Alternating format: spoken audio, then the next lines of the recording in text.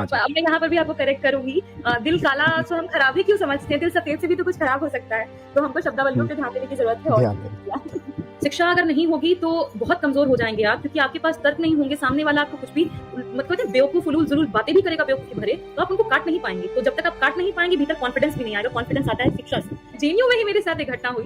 बच्ची थी मैं, क्योंकि मैं 2016 में एडमिशन ही मेरा हुआ, 12th इसी साल हुआ, और उतनी समझ विकसित नहीं हुई थी, मैं समझ नहीं पाई कि मेरे साथ भेदभाव हुआ।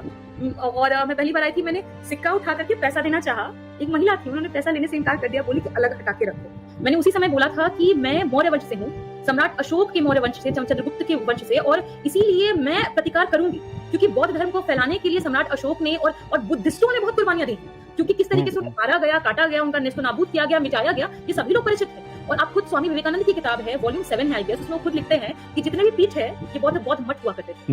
हमें इन बातों को मुखरता से उठाना पड़ेगा। और मैंने उस दिन कहा कि आप इस तरीके से अपमान नहीं कर सकते। इनफैक्ट जिस दिन सम्राट अशोक की जयंती थी, हमारी पार्टी के सांसद ने भी लिखा कि उस दिन छुट्टी डिक्लेयर होनी चाहिए, नहीं लिखा इन्होंने और नहीं किया इन्होंने। और हमारी कोशिश रहेगी कि जितना हो सके हम सम्राट अशोक को, जिन्होंने बौद्ध धर्म को दूसरे देशों तक पहुंचाया, कम से कम उनको हम उतना सम्मान तो दे पाए जिसकी वो हकदार है।